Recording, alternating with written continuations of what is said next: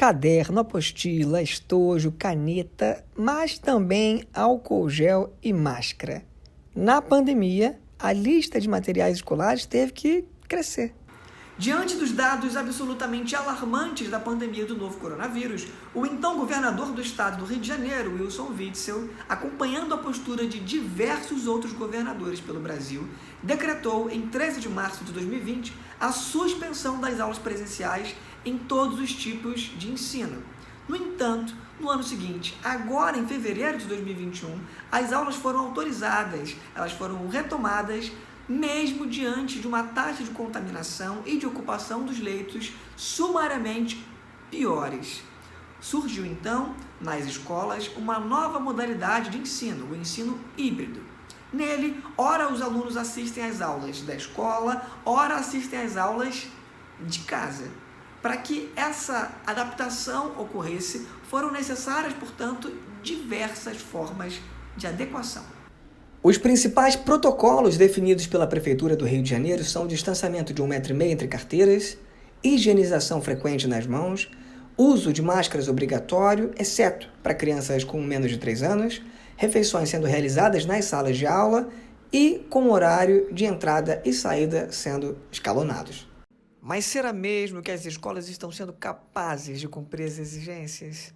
Natan é estudante e relata alguns pontos críticos. Mas tem medidas de segurança que são individuais, que o aluno tem que fazer, ou que o próprio professor tem que fazer.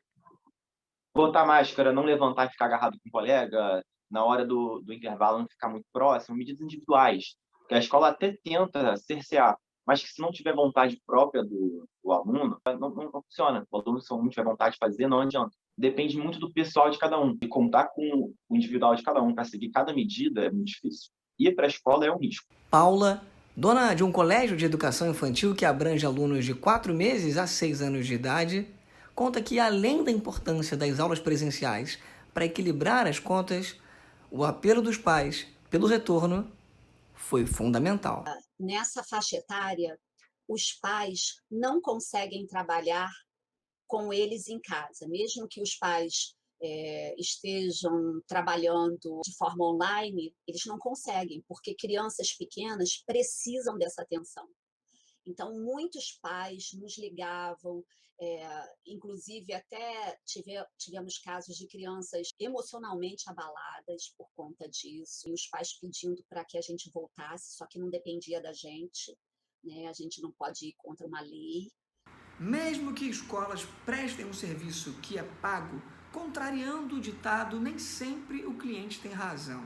Isso porque desejos, interesses, opiniões não podem se sobrepor a dados.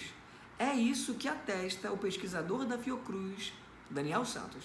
A gente consegue observar nos vários veículos de informação que a questão da pandemia recrudesceu, né? Ela aumentou, ela ficou um pouco mais grave, muito mais grave, na verdade, do que tínhamos ao final do ano passado, quando existia ali um vislumbre, uma possibilidade de retorno das aulas.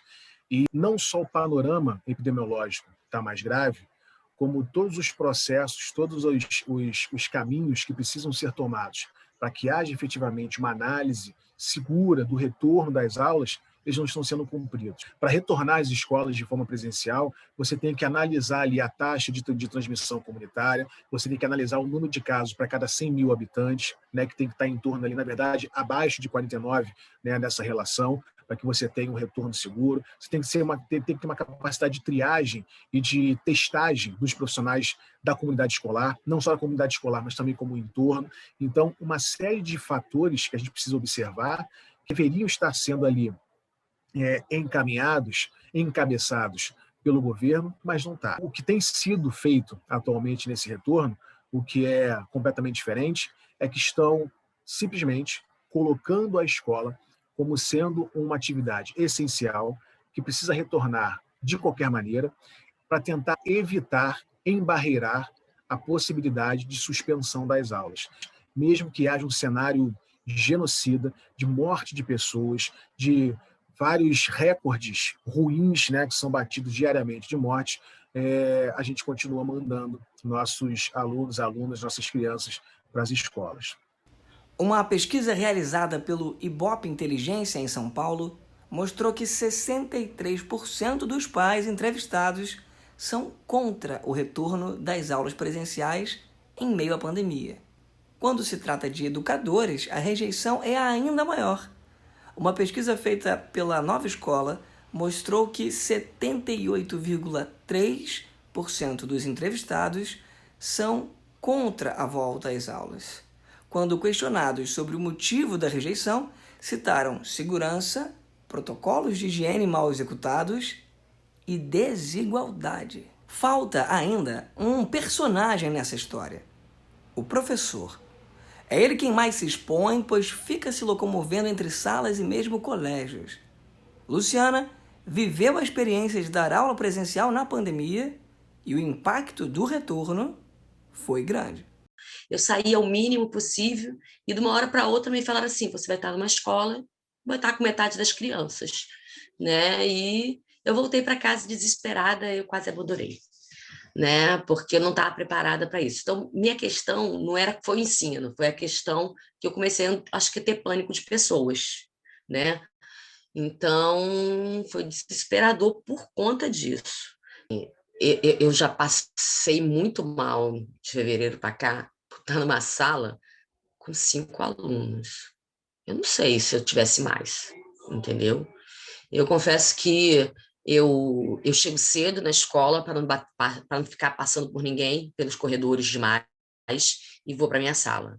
E quando os alunos saem, eu espero todo mundo sair para descer as escadas e ir para minha casa, né? Eu não consigo, eu criei um pânico de multidão. Eu não consigo. Então, eu não sei. Eu, Luciana, não sei como que vai ser o dia se falarem para mim assim: você tem que voltar e isso não tiver acabado, porque não vai acabar. A gente sabe que aí são 3 anos até isso aí, né, melhorar no mínimo.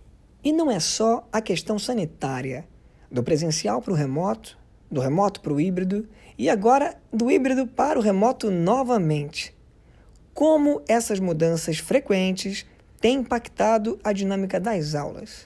Então, minha mãe sabia que de 7h15 a meio-dia e 45, ela não podia entrar no meu quarto. Ela confiava que eu estava estudando, entende? Mas, ao mesmo tempo, eu estava na minha cama, entende? Estudando. Então, eu não tinha a seriedade que eu tinha na escola. O que pesava era ter aula no celular, que é o melhor ambiente para distração. Eu puxo uma aba e estou no Instagram, puxo uma aba, estou no Twitter, puxo uma aba, estou vendo... Eu podia assistir uma aula e estar vendo um vídeo no YouTube ao mesmo tempo, se eu quisesse, tirando o áudio de uma das duas. Luciana relata que soube se adaptar, mas... Né? É assim, ó, aqui, ó, vamos entrar pelo Zoom. Vai, né? Porque ano passado foi Zoom, depois que veio o Meet. Não, a plataforma é essa. E pronto, entendeu? O mais perto de um apoio foi a minha coordenadora, que ela que ficava, tadinha, fazendo tutorial de celular para mostrar as coisas para gente. Eu já tinha feito os cursos básicos, então eu consegui entrar no início, eu até ajudei alguns professores, né? Porque a galera não sabia nem fazer prova no formulário. Ninguém nunca tinha feito. Imagina, do nada você...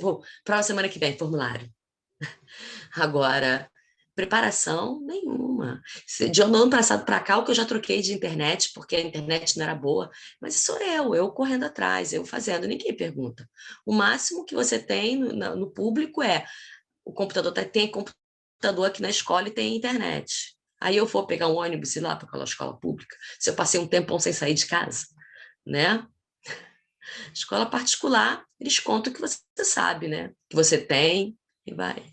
Diversos países já voltaram às aulas, mas o especialista pondera que o Brasil tem as suas especificidades.